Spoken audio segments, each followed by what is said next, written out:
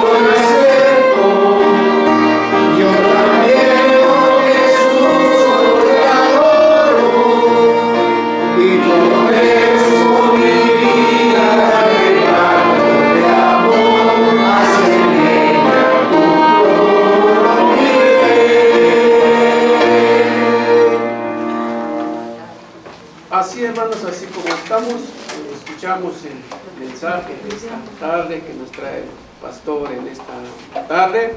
El título del sermón es El deber educativo del cristiano. Doy lugar al pastor.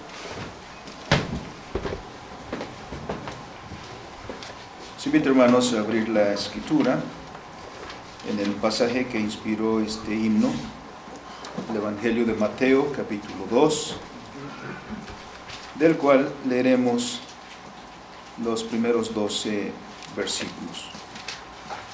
Mateo capítulo 2, versículos 1 al 12, y vamos a hacer la lectura de manera alternada. Dice la palabra de nuestro Señor: Cuando Jesús nació en Belén de Judea en días del rey Herodes, vinieron del oriente a Jerusalén unos magos, diciendo: ¿Dónde está el rey de los judíos que ha nacido?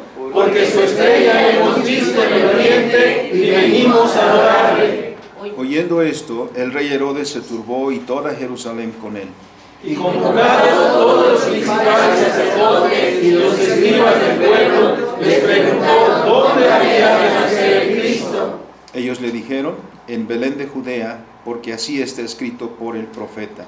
Y tú, Belén de la tierra de Judá, no eres la más pequeña entre los príncipes de Judá, porque de ti saldrá un Mediador que apacentará a mi pueblo de Israel. Entonces Herodes, llamando en secreto a los magos, indagó de ellos diligentemente el tiempo de la aparición de la estrella. Y enviándolos a Belén dijo: id allá y averiguad con diligencia acerca del niño, y cuando le halléis, hacedmelo saber, para que yo también vaya y le adore. Ellos, habiendo oído al rey, se fueron. Y aquí la estrella que habían visto del oriente iba delante de ellos, hasta que llegando se detuvo sobre donde estaba el niño. Y al ver la estrella se regocijaron con un grande gozo. Y al entrar en la casa, vieron al niño con su madre María, y postrándose lo adoraron. y abriendo sus tesoros le ofrecieron presentes, oro, incienso y mirra. Pero siendo avisados por revelación en sueños que no volviesen a Herodes, regresaron a su tierra por otro camino. Amén. Bendito y soberano Señor, te alabamos y glorificamos en este día, porque celebramos un episodio más en la historia de la redención, la manifestación de nuestro Señor Jesucristo, de nuestro Salvador, también a nosotros los gentiles, los que estábamos lejos, fuimos llamados también, Señor, por ti, y hemos sido llevados hasta la palabra encarnada, ante la cual nos postramos, y ante que queremos vivir, Señor, teniéndole como Rey y Señor nuestro. Ahora, Padre, danos entendimiento de manera que tu palabra sea de regocijo para nosotros y tu instrucción dirija nuestra vida. Por Cristo nuestro Salvador te lo pedimos. Amén. Amén. Tomamos nuestros lugares, hermanos.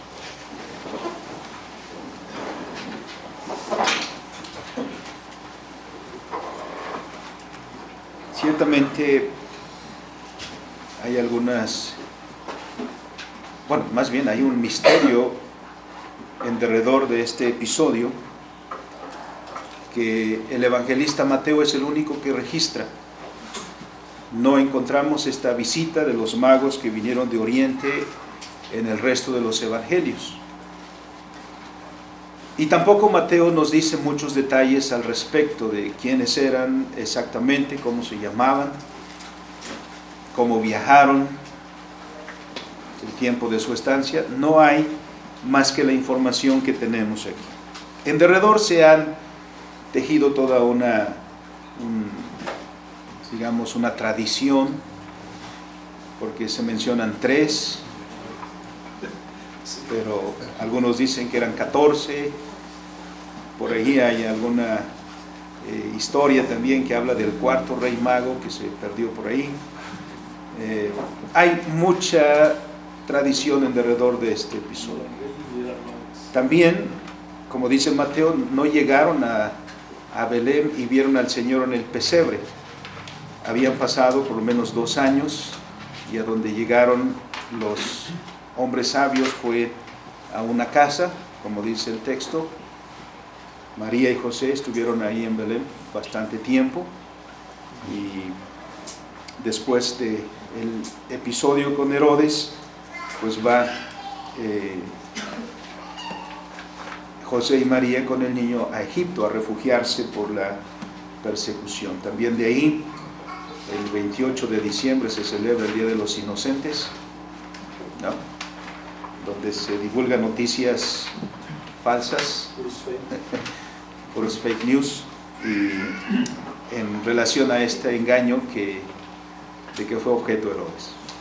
Bueno, este es el episodio en la historia de la salvación que recordamos el día de hoy, de cómo el Señor llamó a estas personas desconocidas, pero sin duda gentiles, y los llama el Señor para darles a conocer al Salvador y con él la salvación. Lo mismo que a nosotros, porque esto estaba dicho en la historia desde mucho antes por nuestro mismo Señor, que no solo desde Abraham, sino desde antes, pero con Abraham particularmente dijo que en él serían benditas todas las naciones. Esto se cumplió. También coincide en esta ocasión con la fecha en la cual estamos, 11 de enero, que en esta fecha celebramos, y nuestro acuerdo a nivel sinódico es que en este día celebramos también la fundación de lo que es hoy la Universidad Juan Calvino. El 11 de enero de 1948, un domingo también, fue el culto de apertura, de inauguración de lo que entonces se llamó la Escuela de Teología Juan Calvino, y a partir de ese día, pues la institución ha seguido su labor, celebrando el día de hoy sus primeros 78 años. Damos gracias a Dios por esto, y Por consecuencia, el tema de la predicación hoy tiene que ver con la educación y con el deber educativo que tenemos los cristianos. Mucho se ha dicho y se divulga que la religión es perjudicial para el desarrollo del hombre. Y eso se dice también de esta manera, que la religión es para gente ignorante, que no quiere pensar por sí mismo. Se ha dicho que la religión mantiene a los pueblos en la ignorancia. Ustedes sabrán de quién llamó a la religión el opio de los pueblos. Se concibe así la religión como sinónimo de oscurantismo, como de algo contrario a la ciencia, al deseo de saber y al desarrollo de la cultura. Cierto es, hermanos, tenemos que aceptar que ha habido hombres, incluso en la tradición o en la historia de la iglesia cristiana, que han aprovechado de su estatus de líderes de la iglesia, que no supieron cumplir su trabajo. Y lejos de buscar la edificación de la iglesia, ciertamente buscaron solo el beneficio propio. De ahí, de esos malos ejemplos se han tomado para decir que toda la religión pues es no para bien, sino para mal. Pero lejos de ser el cristianismo una fe contraria al conocer, contraria a la ciencia, contrario al desarrollo del ser humano y de la cultura, la fe cristiana, como lo vemos desde el mismo principio de la revelación, la fe cristiana demanda el conocer, demanda la educación, demanda el desarrollo, demanda el avance por los mismos principios que la Escritura nos menciona. Y miren el ejemplo que tenemos ahí mismo. Estos hombres de los cuales habla la Escritura que hemos leído en Mateo 2, son hombres de ciencia. Hoy les recordamos, o la gente suele mencionar por lo que dice el texto, estos magos que vinieron de Oriente, pero no tenía que ver nada con la magia. Porque el término magoi, que es el término que aparece en el original, se refiere más bien a hombres sabios. Eran hombres dedicados al estudio. Si vienen del Oriente, suelen ubicarse en el contexto de Persia. Oriente, históricamente miramos ahí lo que es Mesopotamia, esa región que ha sido una región donde se han desarrollado culturas importantes como la cultura babilónica o la cultura caldea, también de los cuales hemos leído antes, de los medos, los persas, grandes culturas. Miramos, este sería más o menos el contexto. No podemos ubicar con toda precisión su lugar de origen, la Escritura solo dice que venían del Oriente. Pero estos hombres eran hombres de ciencia, estos hombres eran hombres dedicados al estudio. Y el Señor los llamó de manera muy interesante, no por la Escritura en primera instancia, sino los llamó por lo que llamamos la revelación creacional. Porque sea quien sea, todo ser humano es confrontado con la creación. Y ahí en la creación, como dice el apóstol Pablo en Romanos 1:20, el eterno poder y deidad de nuestro Dios se hacen claramente visibles. Así que quien cierra sus ojos a la evidencia que está ahí, cierra su corazón. Pero no puede decir que no hubo testimonio del Dios que ha creado todas las cosas. Pero la revelación creacional en sí misma es insuficiente para llevarnos a la adoración del Dios que se revela en las Escrituras. Por eso la siguiente parada que hacen estos hombres es con la palabra de Dios ahí en el palacio de Herodes, porque ahí la palabra escrita, la palabra direccional, precisamente los orienta para que su búsqueda no sea tan vaga, sino que la búsqueda sea mucho más precisa. Son dirigidos a Belén, a donde también la estrella, miramos la palabra creacional y la palabra direccional juntas, llevándolos hasta la palabra encarnada, ante quien se postra. No hay contradicción entre la ciencia, porque aquella fe a la que son llamados estos hombres no les exige que rechacen lo que están haciendo, sino que santifica lo que están haciendo. Así el cristianismo no es opuesto al conocimiento, a la ciencia, al desarrollo del saber.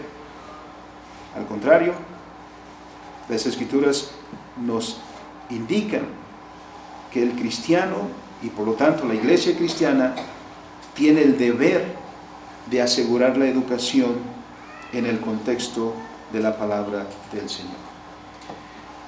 Y aquí es donde está nuestra labor, hermanos, y por eso quiero tomar con ustedes el pasaje que leímos previamente en 2 de Timoteo, capítulo 3.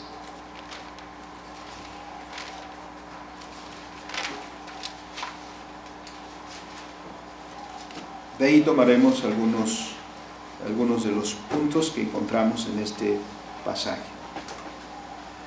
Al dirigirse el apóstol Pablo a Timoteo, un pastor joven, y tanto la primera como la segunda carta y la carta a Tito son conocidas como precisamente las cartas pastorales, porque están dirigidos a ellos dando instrucción acerca de su ejercicio ministerial. En este contexto, Pablo se dirige a Timoteo y son tres cosas particularmente que miraremos ahí. El principio es el contexto y después dos indicaciones que el apóstol da a Timoteo acerca de lo que debe hacer. En principio, Pablo dice: también debes saber esto.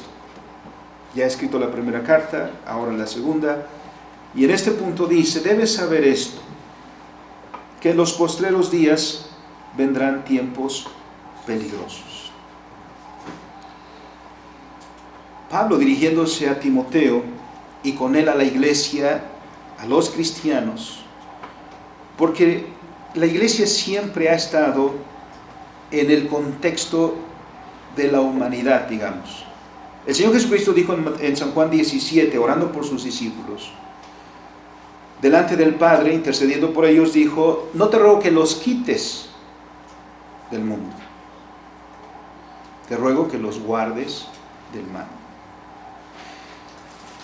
Porque la iglesia no puede cumplir aquello que también el Señor Jesucristo dice en el Sermón del Monte, en Mateo capítulo 5, señalando a la iglesia que debe ser luz y sal de la tierra. Ahí claramente el Señor dijo: si la sal pierde su esencia, no puede cumplir su papel. Y si la luz se esconde debajo de un almud, no puede cumplir su propósito. La iglesia cumple su objetivo de ser luz y sal en la tierra, viviendo en medio de la sociedad en la cual el Señor le llama. Por eso el Señor no nos ha llamado a salir, sino a permanecer en la verdad. Y en este punto, la iglesia debe ser consciente de sus tiempos, porque no estamos viviendo el siglo XVI y no estamos luchando las batallas de los hermanos que vivieron en el siglo XVI, tampoco las batallas del siglo XVII o del siglo XVIII. Cada generación tiene sus batallas y por lo tanto la iglesia tiene que conocer en cada generación su contexto, debe ser consciente de sus tiempos. El apóstol se refiere a Timoteo diciendo, casi advirtiendo, diciéndole: en los postreros días vendrán tiempos peligrosos. También se puede traducir como tiempos violentos, tiempos difíciles. ¿Peligrosos por qué? ¿Y peligrosos para quién?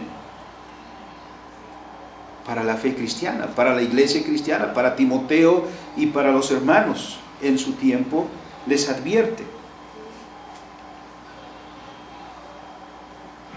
Y esta referencia a lo peligroso, ¿en relación de qué? Bueno, leemos lo siguiente.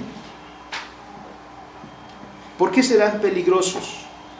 Dice el texto, el versículo 2, porque habrá hombres. Y hay una descripción aquí bastante ilustrativa. Habrá hombres amadores de sí mismos, ávaros, vanagloriosos, soberbios, blasfemos, desobedientes a los padres, ingratos, impíos, sin afecto natural, implacables, calumniadores, intemperantes, crueles, aborrecedores de lo bueno. Ahí le paramos. Miren cómo sigue. Traidores, impetuosos, infatuados, amadores de los deleites, más que de Dios. Aquí hay dos cosas. El versículo 3 termina diciendo que son aborrecedores de lo bueno. Y este versículo termina diciendo, el versículo 4, amadores de los deleites más que de Dios. Ahora, ¿está hablando de los paganos? En el versículo 5 dice, tendrán apariencia de piedad, pero negarán la eficacia de ella. A estos evita. Con esto nos podemos dar una idea de lo que Pablo quiere decir por tiempos peligrosos. Con estas palabras, el apóstol Pablo está haciendo una referencia al clima moral y espiritual de la sociedad. Hace una descripción bastante amplia de ese clima. Describe las conductas o la conducta de las personas. Y no puedo evitar, hermanos, que al leer esta parte de la Escritura tengamos una referencia al capítulo 1 de Romanos, a partir del versículo 29, cuando habla de la caída. Porque la lista ahí también es bastante amplia en describir las consecuencias de la caída.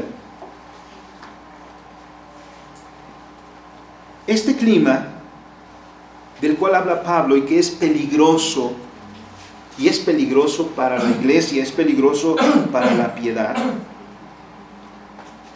revela entonces un clima de hostilidad. ¿A quién? ¿O a qué? Primero a Dios, porque dice el versículo 4, son amadores de los deleites más que de Dios. En el siglo XVI, que no fue lo único, y no fue el único siglo y el único tiempo en el cual hubo esto,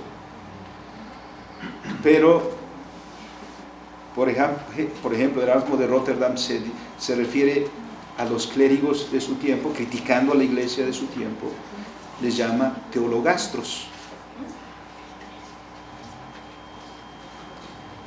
¿Por qué? Porque el principal motor de su oficio no era el edificar a la iglesia. Es más, ni siquiera conocían las Escrituras. Era más bien beneficiarse a sí mismos, buscar sus propios deleites, sus propios placeres. Y vaya que hay ejemplos en este tiempo.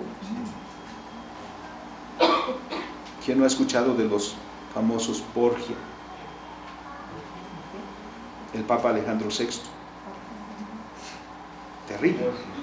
Terribles episodios en la historia.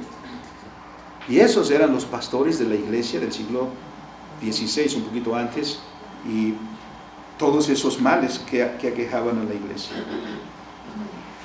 No buscan a Dios. Su interés no es Dios, son ellos mismos. Segundo, podemos decir, por lo que dice el versículo 3, que son aborrecedores de lo bueno, que este clima es hostil a Dios y por supuesto es hostil a la verdad. Y esto no es que sean casos aislados, sino que este es el ambiente predominante, dice el apóstol, y advierte entonces a Timoteo y a la iglesia: vendrán tiempos peligrosos. Ahora, mirando en derredor de nosotros, hermanos,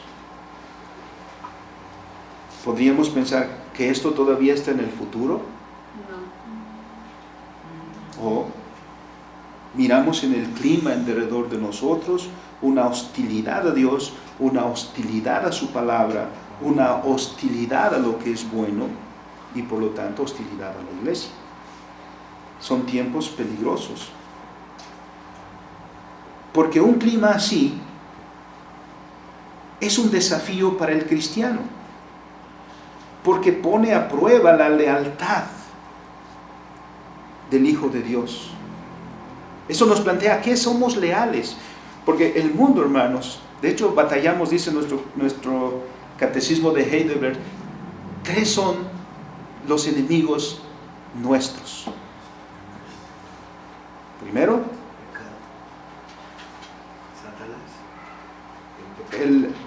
el texto dice el mundo, Satanás y la carne. El mundo, que es la sociedad incrédula, Satanás, son externos a nosotros. Pero la carne es la inclinación del corazón. Tantito que la tentación está en derredor y tantito que nosotros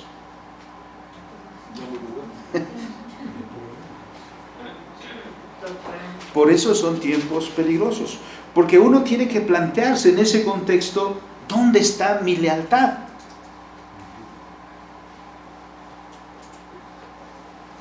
Y es en este contexto donde el apóstol Pablo entonces se refiere y exhorta a Timoteo, porque los tiempos cambian, porque en la iglesia también los tiempos cambian. La iglesia no siempre es la misma.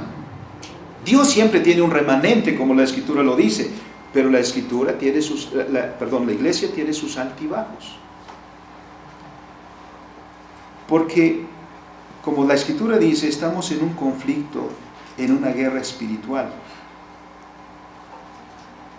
Como hemos visto en la escuela dominical, cuando hablamos del espíritu de nuestros tiempos o el espíritu que domina un tiempo, por la palabra espíritu nos referimos al motor o espíritu que inspira y que motiva y dirige las opiniones y las acciones de una persona y de una sociedad.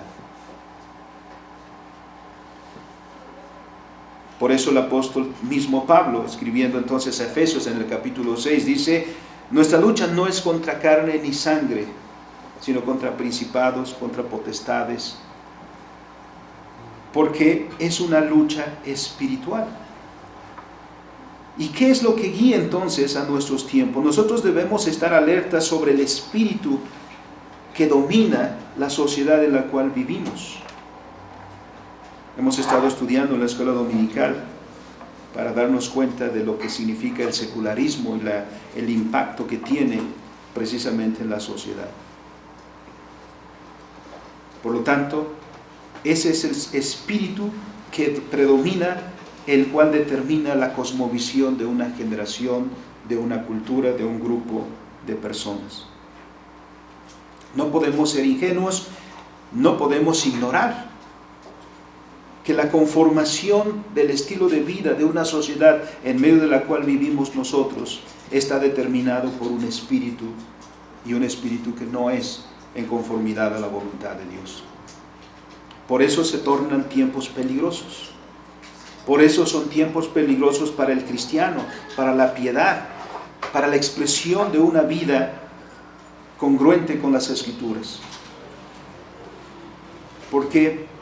Porque toda educación es religiosa, y aquí entramos al tema de la educación. Dice el apóstol Pablo, entonces, ¿qué hacer en un contexto como este? Que como es, no nos detenemos, hermanos, por el tiempo, con toda la amplitud que el pasaje requiere. Pero ¿qué entonces puede hacer Timoteo en un contexto como este? ¿Y qué podemos hacer nosotros viviendo en un contexto como este? Porque, como he dicho, no podemos ser ingenuos que los espíritus, que las ideologías, que las filosofías están en derredor de nosotros y que buscan influenciar al cristiano y por lo tanto a la iglesia. En el versículo 10, Pablo le dice a Timoteo, pero tú. Bien, ha descrito el contexto. Ha descrito a qué se refiere con lo peligroso.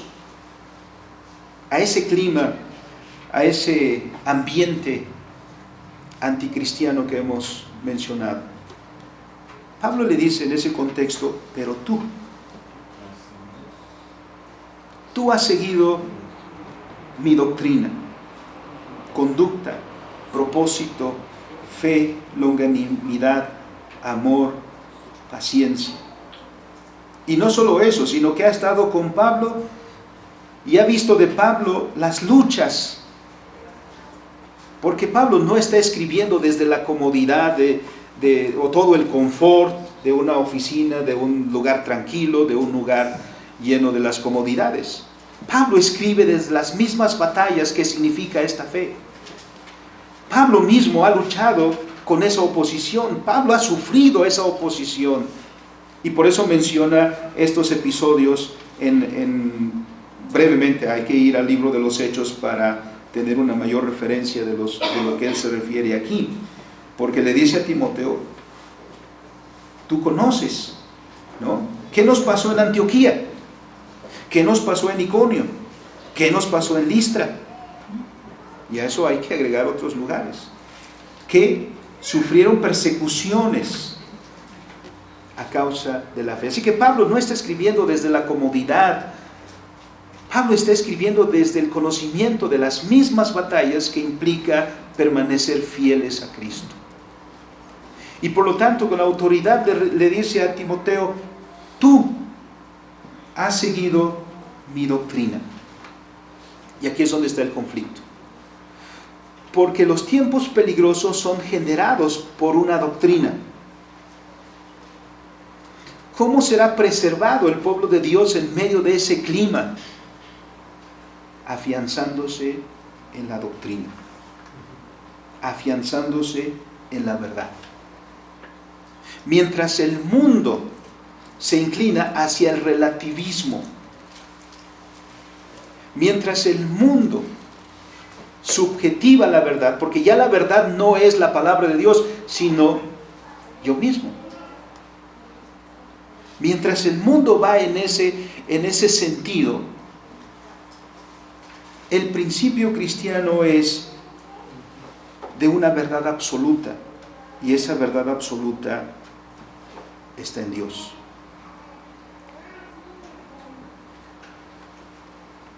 Por eso le dice, tú has seguido mi doctrina, mi enseñanza. Y este es el llamado que se hace, hermanos, a nosotros.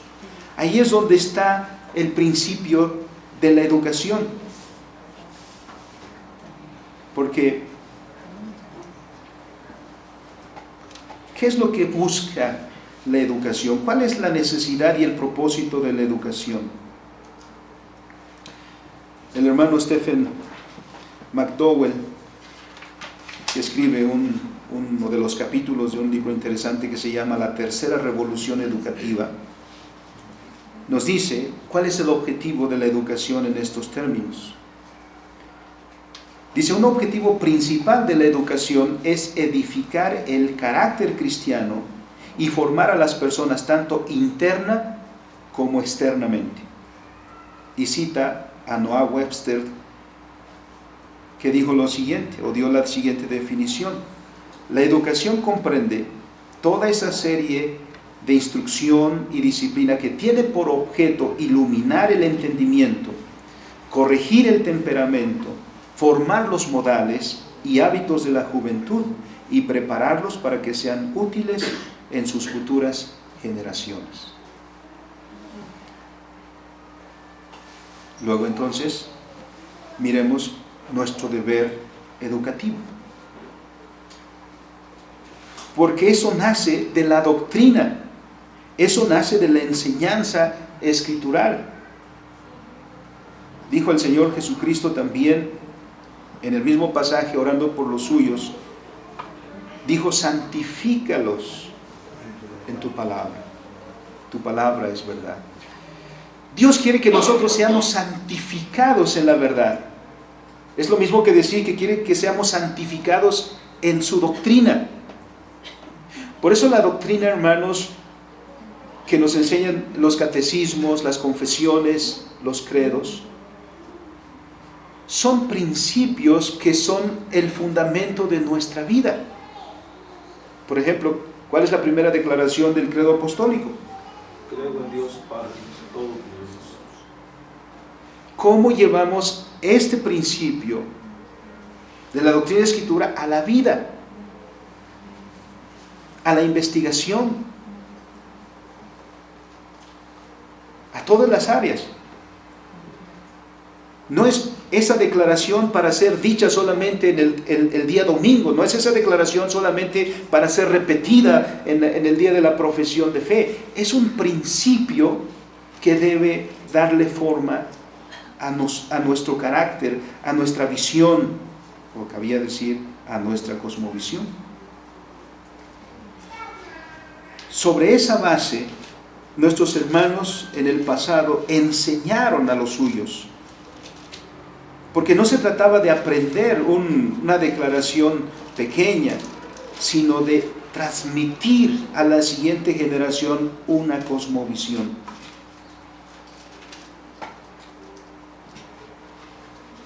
Thomas Jefferson dijo: si una nación espera ser ignorante y libre en un estado de civilización, espera lo que nunca fue y lo que nunca será.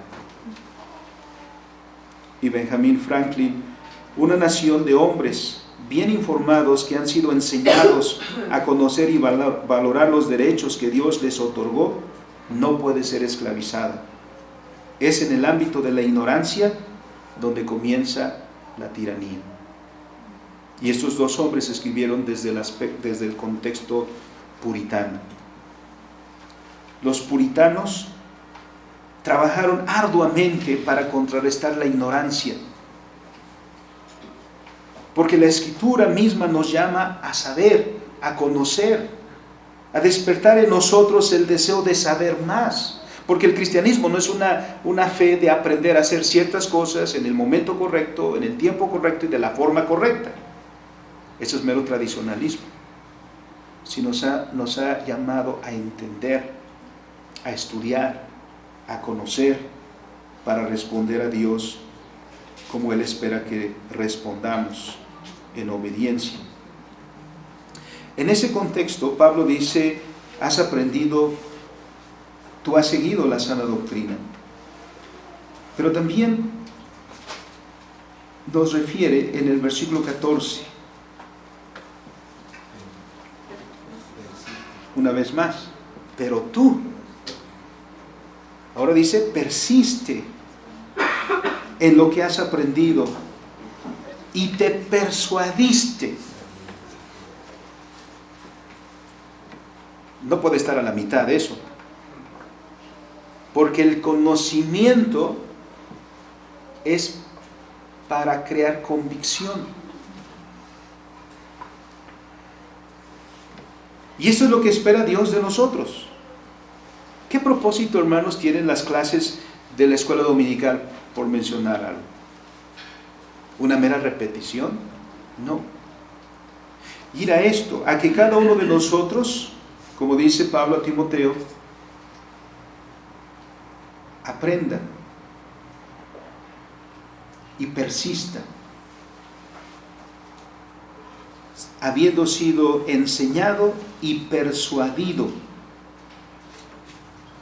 Pero además añade, ¿desde cuándo Timoteo comenzó a ser instruido?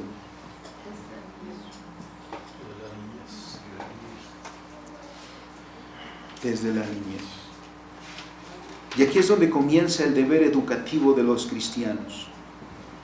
No comienza en las aulas de la escuela dominical.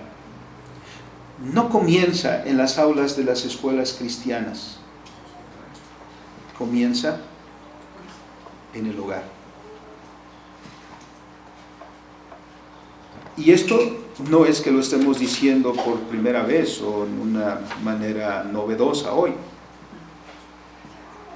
sino que los cristianos reformados, de los cuales los puritanos del siglo XVI lo dijeron muy bien,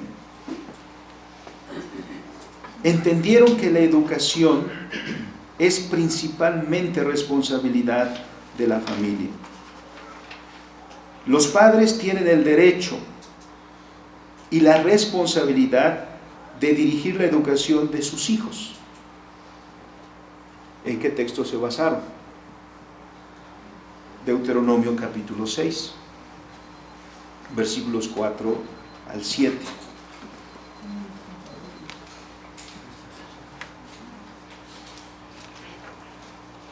Si alguien lo encuentra rápido, hermanos.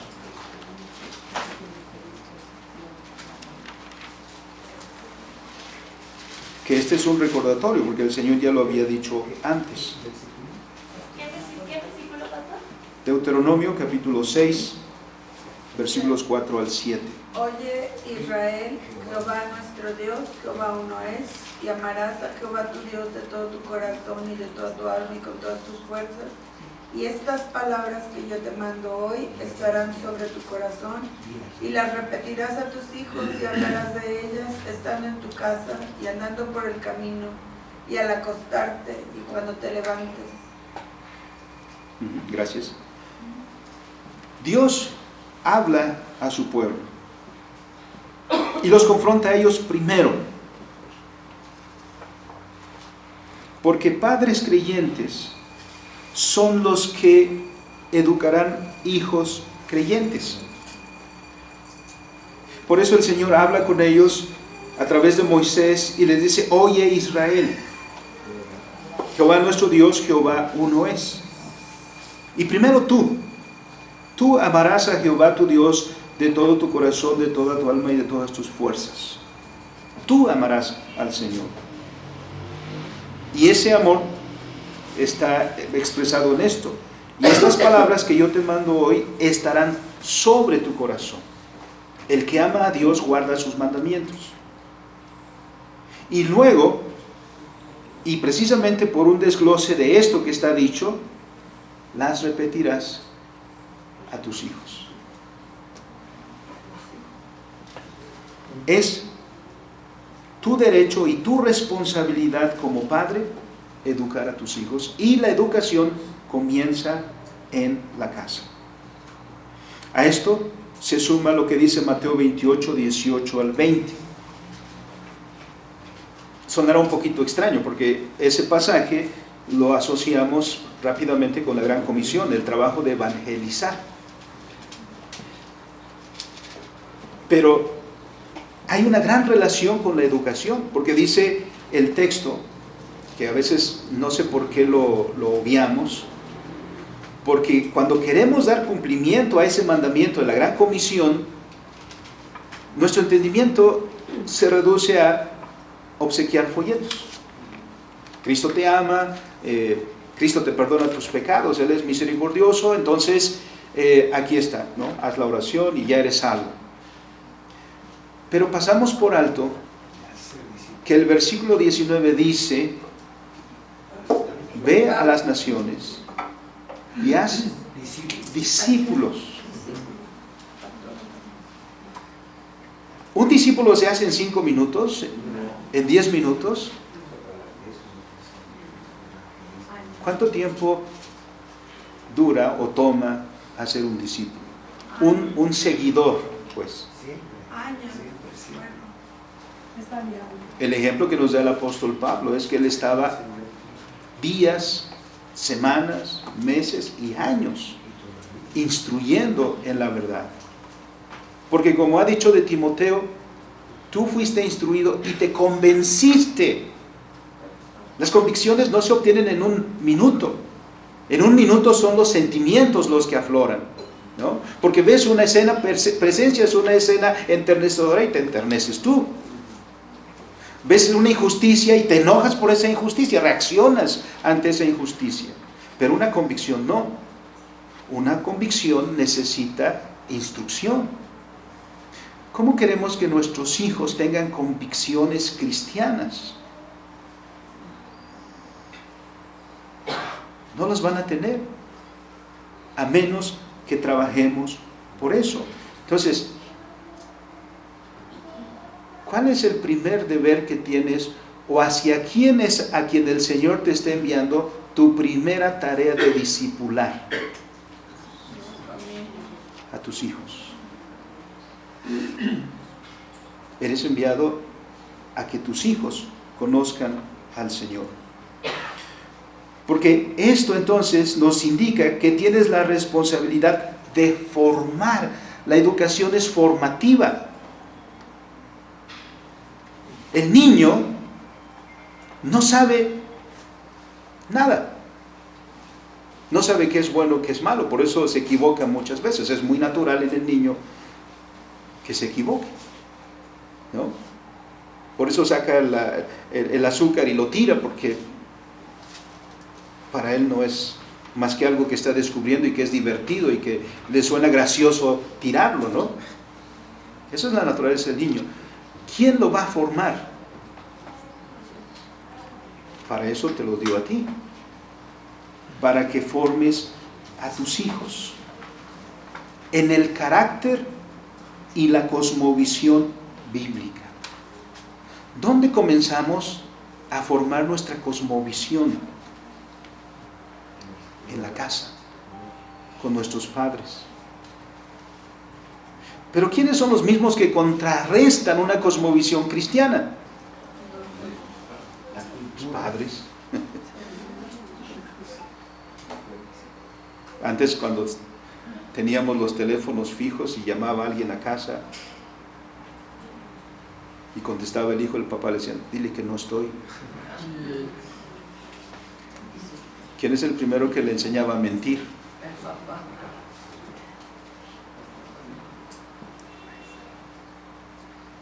Porque los hijos están aprendiendo de nosotros. Por eso el Señor en el pasaje de Deuteronomio dice que debe haber consistencia. Por eso le dice, primero tú ama al Señor con todo tu corazón. ¿Cuándo los niños van a aprender a amar a Dios con todo su corazón? Cuando vean a sus padres amar a Dios con todo su corazón. Ahí.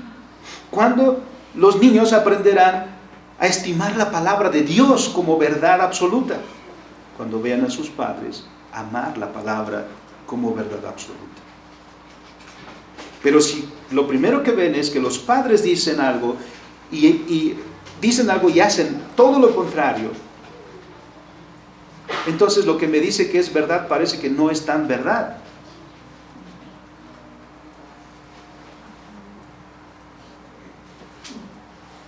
Para que miremos cómo estamos fallando. Y después, cuando nuestros hijos nos están sacando canas verdes, ahí es donde vamos a Dios. Auxilio, Dios. SOS, Señor. No sé qué hacer con mi hijo. Es un rebelde, es un desobediente. Y a veces pienso que no les preocupa tanto que ya no venga a la iglesia, sino que no quiere obedecer en casa.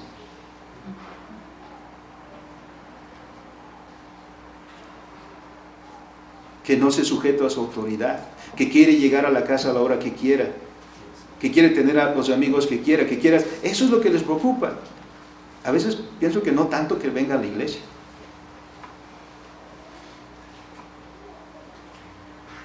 Tenemos la responsabilidad delante de Dios de formar a los hijos que Dios nos da, porque dice el Salmo 127, herencia de Jehová son los hijos. Nosotros somos los primeros que llevamos a los hijos a Santa Claus, porque tratamos de castigarlos diciendo, si no te portas bien, Santa Claus no te va a traer regalos.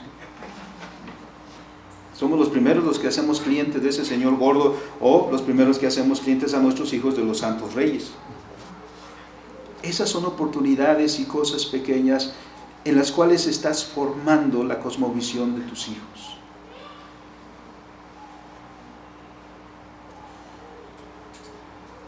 Mis hijos me pidieron que no hable de ellos, que no los ponga como ejemplos, pero no tengo otros.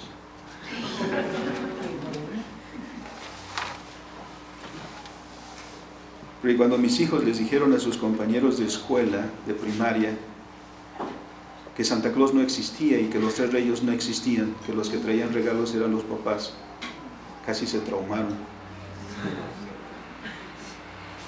Pero en esas cosas estamos formando la cosmovisión de nuestros hijos. Esa es educación que comienza en la casa. Los padres son los primeros en discipular a sus hijos. Como hemos leído en Mateo 28, hemos hecho la referencia a Mateo 28, versículos 18 al 20. Discipular a los hijos. Esa es la tarea que Dios nos ha dado. Porque en forjar su visión, en enseñarles acerca de Dios, en enseñarles acerca de la realidad en la cual viven, en enseñarles acerca del propósito de nuestra existencia, nos corresponde a los padres transmitirles a los hijos. Porque ¿cómo se cambia o cómo se forja una sociedad? A través de la educación. Por eso, cuando miramos acerca de la educación es constantemente religiosa. Es precisamente por eso que la educación estatal es tan peligrosa. Porque ¿qué está haciendo? Transmitiendo su propia visión de la realidad a nuestros hijos. Transmitiendo la religión predominante de quienes tienen el control. Por eso es que se pelean la educación. ¿Quién quiere tener el control de la educación? Porque el que tenga el control de la educación estará forjando a la siguiente generación. Y la siguiente generación le dará forma a la sociedad. Y esto lo instruyó Dios claramente a Israel. Y nuestros hermanos puritanos lo sabían muy bien. Por eso trabajaron arduamente por la educación bíblica. Porque la educación bíblica trae, entre otras cosas, ideas y derechos piadosos. Por ejemplo, ahí nació el derecho a la libertad de culto, la libertad de reunión, la oportunidad para que todos trabajen y se beneficien del fruto de su trabajo, la libertad para elegir a sus representantes o a sus gobernantes, la libertad para que tengan voz en el gobierno, etc. Lo que hicieron después los no cristianos fue secularizar estas ideas, desarraigándolas de su principio cristiano. Por lo tanto, hermanos,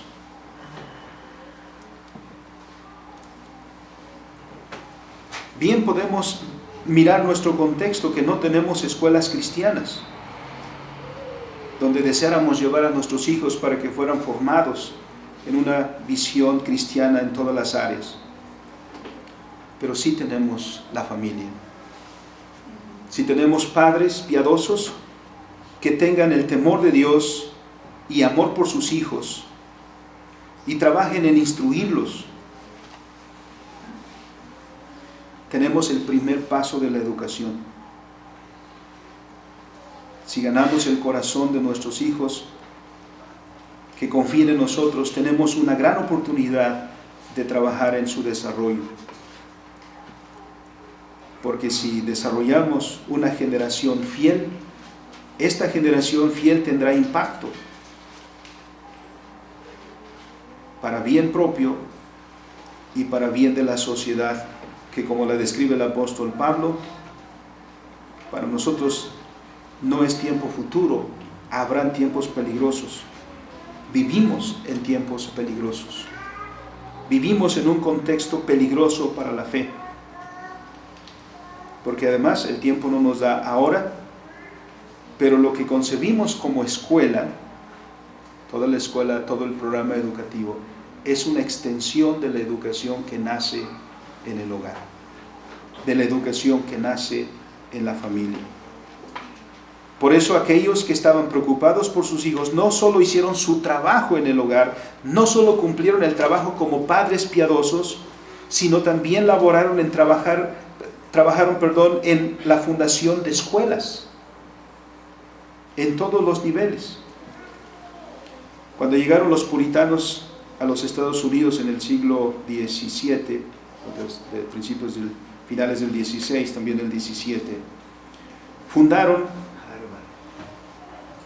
en menos de una década, fundaron la primera universidad, lo que llegó a ser la primera universidad en los Estados Unidos. En 1636, los puritanos en Nueva Inglaterra establecieron la Universidad de Harvard. Con esta razón: promover el aprendizaje y perpetuarlo a posteridad, por temor a dejar un ministerio pastoral analfabeto en las iglesias, cuando nuestros actuales pastores descansen bajo tierra. Pero no solo necesitamos pastores piadosos, necesitamos cristianos piadosos en todos los ámbitos, porque hay de la sociedad donde sus líderes son ignorantes.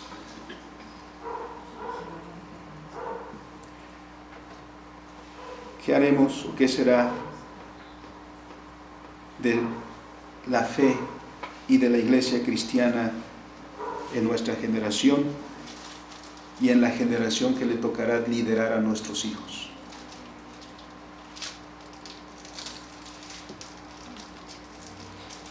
Como Iglesia Presbiteriana Independiente de México, tenemos grandes desafíos. Y siendo conscientes de los desafíos que están ante nosotros, nos hemos involucrado desde el principio en la educación, con este mismo espíritu que dijeron los hermanos al establecer Harvard. La Escuela de Teología Juan Calvino se estableció para preparar a la siguiente generación de pastores, para que no tuviéramos una generación de pastores analfabetos en nuestras iglesias. Trabajamos por el mismo propósito el día de hoy en la Facultad de Teología de la Universidad Juan Calvino, porque queremos pastores preparados, porque los tiempos son peligrosos y la iglesia necesita un liderazgo que en obediencia a Dios trabaje por la edificación de esta generación, para que nuestros hijos sean dirigidos por la verdad, amen la verdad y sean guiados por ella, porque en esto serán sabios, como dice el libro de Proverbios. Y eso es lo que necesitamos, una generación sabia. Dios bendiga este esfuerzo y despierte en nosotros, hermanos, porque no debemos sentirnos satisfechos ahora. El desafío está ahí. Hace mucho, o falta mucho todavía por hacer. La pregunta, hermano, es: ¿cuál será tu contribución a ese trabajo? Y ahí dejamos esa pregunta. Que el Señor nos bendiga y haga prosperar nuestro esfuerzo. Vamos a orar al Señor. Bendito y soberano Señor, te damos gracias, porque nos has dado a conocer la verdad, y dice tu palabra: conoceréis la verdad y la verdad nos hará libres. Gracias, bendito Dios, por darnos esa bendición. Los tiempos son peligrosos, son difíciles. El ambiente alrededor de nosotros, Señor, como es descrito por tu palabra, y aquí estamos nosotros, Señor, llamados a ser fieles a ti, a tu palabra, a la verdad.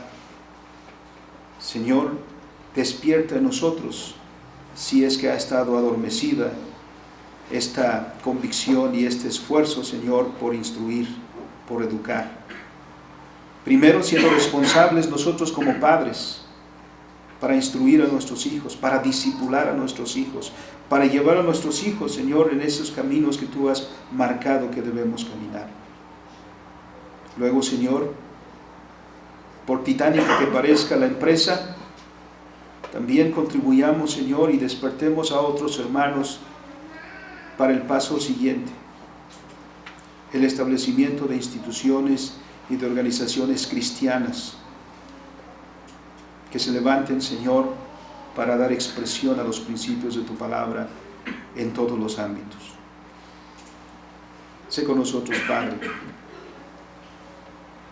y que nosotros que hemos conocido la verdad, la busquemos con todo nuestro corazón, persistamos en ello,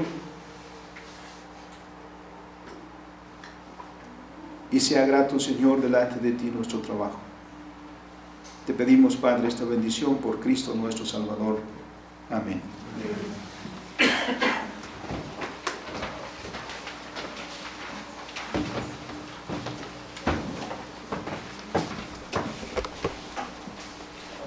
Como respuesta, hermano, que hemos escuchado la palabra republicana en esta tarde, vamos a ponernos de pie, vamos a entonar el himno número 79.